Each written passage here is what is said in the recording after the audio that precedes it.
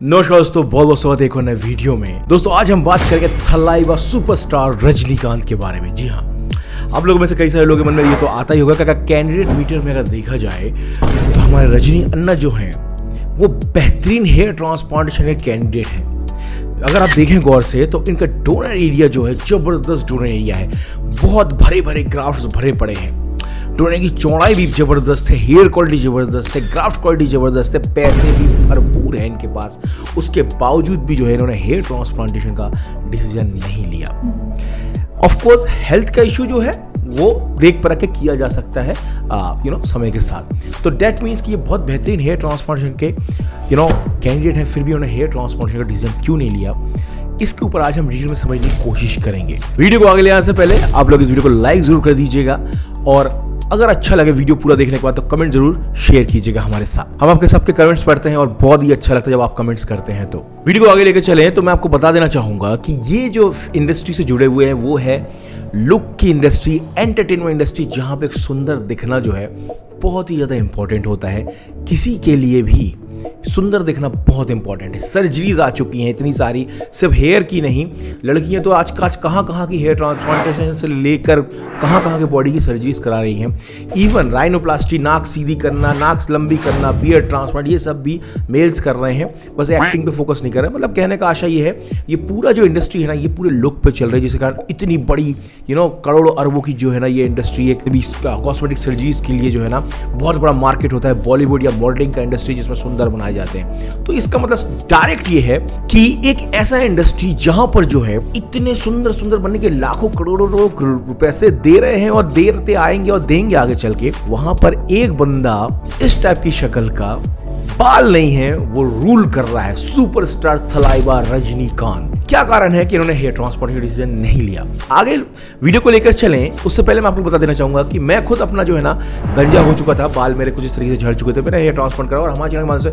हजारों लोगों ने हेयर ट्रांसप्लांटेशन करा, जो कि हमारे चैनल पर विजिट करके आप लोग देख सकते हैं। आप भी हेयर ट्रांसप्लांटेशन के बारे में कुछ भी डिसीजन लेना चाहते हैं, किसी तरीके की हमारी हेल्प चाहिए तो डेफिनेटली अपने बॉल्ड एरिया, डोनर एरिया की पिक्चर्स हमें व्हाट्सअप कर सकते हैं इस नंबर पर, जिससे कि हम आपकी हेल्प कर सकें। वीडियो को आगे लेकर चलते हैं। आप लोग देख सकते हैं कि इनके जो जवानी के दिनों में जो है ना कितने जबरदस्त तरीके के घने बाल थे, थोड़ी सी रिसीडिंग टेम्पोररी एरिया थे, लेकिन जबरदस्त तरीके का बाल थे और ये कैरिज्मेटिक पर्सनालिटी को एड अप करता था। इनके स्टाइल्स वगैरह, सिगरेट जलाना, ये करना, वो तो सारी चीजें हम सभी को पता ही है, लेकिन बाल जो है ना सुंदरता में ऐड करता ही है, बहुत स्टाइलिश दिखता है। लेकिन जब इनके बाल झड़ गए उसके बाद भी इन्होंने वही लुक मेंटेन करने के लिए हेयर पैच का सहारा लिया, जिसमें वही लुक को मेंटेन किया जा सकता है। लेकिन पर्सनल लाइफ में इन्होंने क्या किया है, पर्सनल लाइफ में किसी भी प्रकार का कोई भी आडंबर इन्होंने यूज नहीं किया। जैसा हूं वैसा हूं, दाढ़ी सफेद है, मैं काला हूं तो काला हूं, कोई लेजर ट्रीटमेंट नहीं लेना है, बाल झड़ गए तो झड़ गए, लुंगी पे बने रहते हैं, ठीक है ना, और भगवान की तरह पूजे जाते हैं, ठीक है ना। तो आप समझ लीजिए कि वो किस ऑरा को टच कर चुके हैं, जहां पर जो है ना फुल तरीके से एक्सेप्टेड है पूरे लोगों के लिए, ठीक है ना। चाहे बाल हो या ना हो, कपड़े कैसे पहने हुए हो, कैसे दिख रहे हो, राजा ही दिखता है। तो ये उनकी कंडीशन है। अब सिचुएशन ये है कि अगर ये हेयर ट्रांसप्लांटेशन करवा लेते हैं, ये मानते हुए भी कि ये बहुत ही जबरदस्त हेयर ट्रांसप्लांटेशन कैंडिडेट है, मींस ग्राफ्ट क्वालिटी अच्छी है, डोनर एरिया जबरदस्त है, डोनर का डेंसिटी भी ठीक दिख रहा है, हेयर क्वालिटी भी ठीक है, ठीक है ना, और ये best of the best treatment, best of the best doctor से अपना हेयर ट्रांसप्लांट करा सकते हैं। डॉक्टर्स को घर पे आगे कर जाएंगे, कई क्लिनिक तो बैठे हुए होंगे कि इनका करने को मिल जाए ट्रांसप्लांटेशन, लेकिन फिर भी क्यों नहीं करवा रहे? उसका रीजन है दोस्तों कि जिस तरीके का लुक इन्होंने जो है ना हेयर पैच पे मेंटेन किया है, इतने बेहतरीन हेयर ट्रांसप्लांटेशन के कैंडिडेट होते हुए भी वो उस लुक को हेयर ट्रांसप्लांटेशन में मैच नहीं कर सकते जो हेयर पैच इनको दिया हुआ है।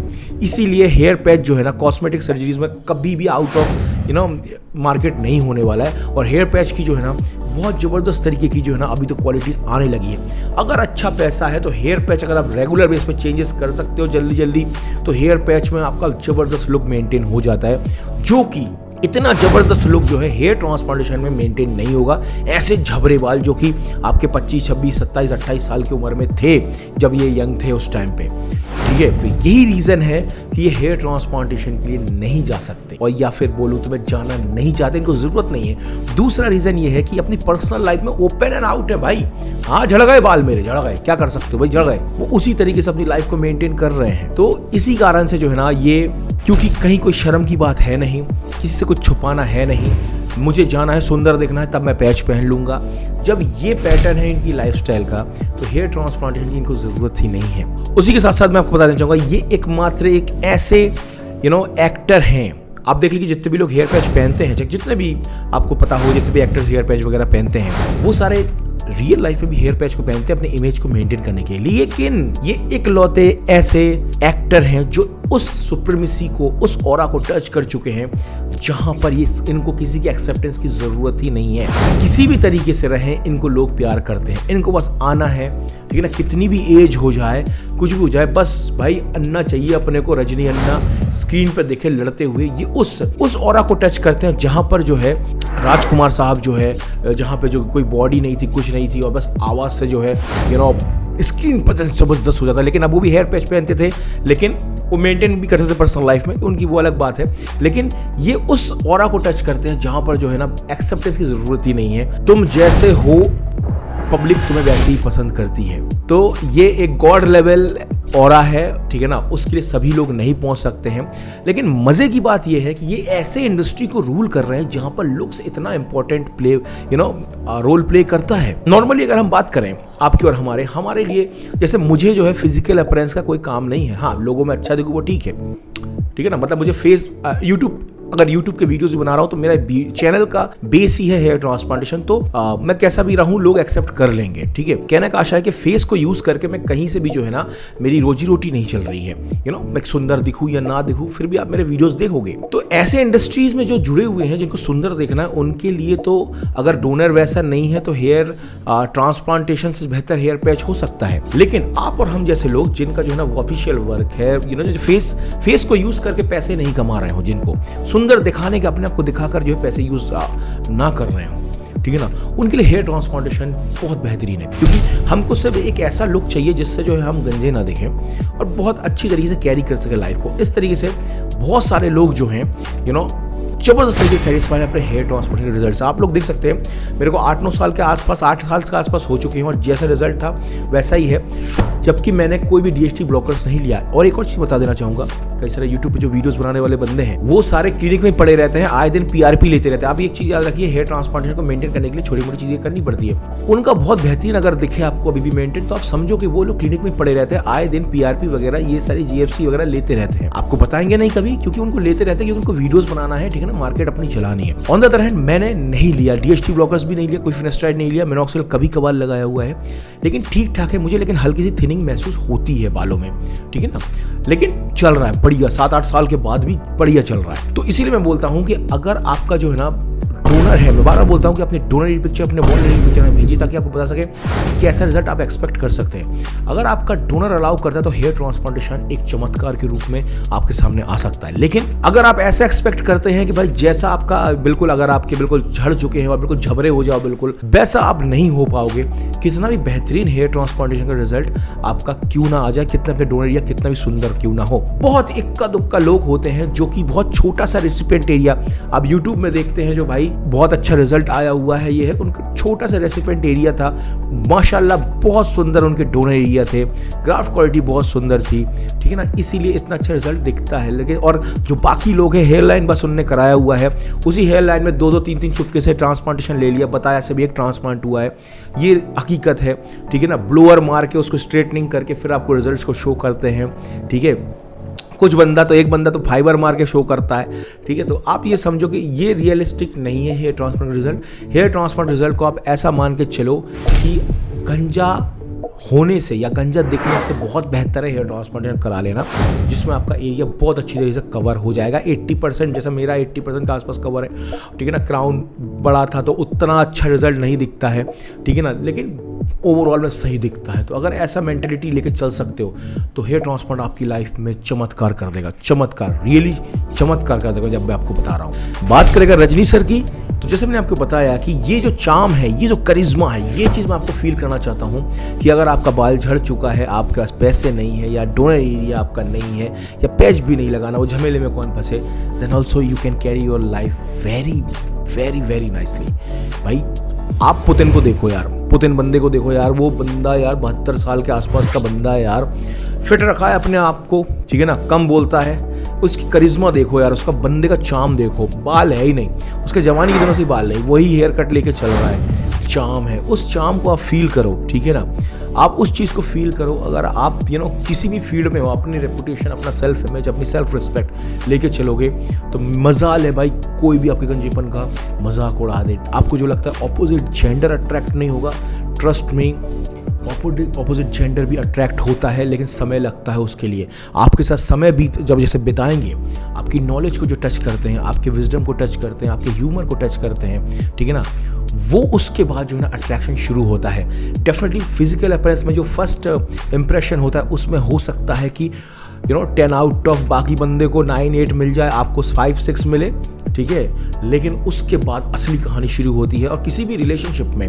किसी भी इक्वेशन में आप देखोगे आप क्या हो, बातें तभी आगे बढ़ती है जब आप क्या हो उसके बाद वो चीज़ सामने वालों को धीरे धीरे पता चलती है। एक घने झबरे वालों वाला कोई बेकारी आपके सामने आ जाए, 4 मिनट के बाद या 2 मिनट के बाद आप उससे बात करना पसंद नहीं करोगे, क्योंकि उसके पास टॉपिक्स ही नहीं है बात करने के लिए। मैं आपको पर्सनली बताऊं, मेरी पहचान में एक बंदी है, एक लड़की है, बहुत सुंदर, ठीक है ना, लेकिन उससे मैं 2 या 4 मिनट बात करता हूँ ना, बात करने के बाद यार उसका कुछ कनेक्शन ही नहीं है, वो यहाँ से वहाँ स्किप करती है, वहाँ से वहाँ स्किप करती है, ठीक है ना, मतलब इतनी सुंदर बंदी है पर उससे बात करने की इच्छा ही नहीं होती है।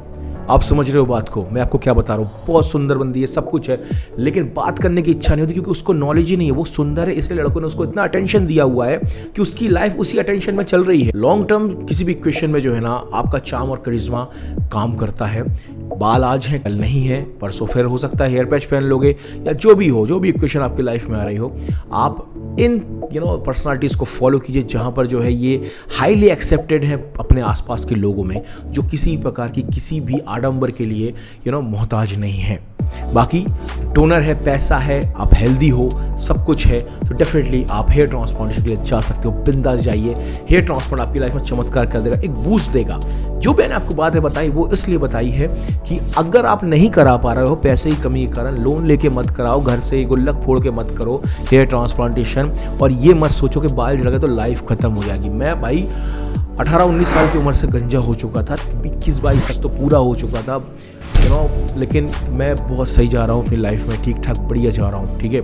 आप बोलोगे हेयर ट्रांसप्लांटेशन रिजल्ट मेरा ठीक है, बढ़िया है, लेकिन झबरे नहीं है। मेरा फुल ऑफ कॉन्फिडेंस जो था ना, वो मेरे बालों के ऊपर। एक मेरे 2-3 चीज़ें थी मेरी लाइफ में, एक था सेंस ऑफ ह्यूमर, एक मैं स्पोर्ट्स में ठीक ठाक था, और मेरे बाल बहुत अच्छे थे, ठीक है ना। तो सेंस ऑफ ह्यूमर है, ठीक है, स्पोर्ट्स वगैरह तो अब वो छूट गए हैं, लेकिन बाल जो है ना, वो आप समझ रहे हो, 18-19 साल की उम्र में बाल झड़ जाना, मतलब आप जस्ट पार्टी के लिए निकले हो और आपके ऊपर कोई कीचड़ उछाल दे, आप समझ रहे हो कि मतलब क्या बीतती होगी बंदे के ऊपर, डिप्रेशन।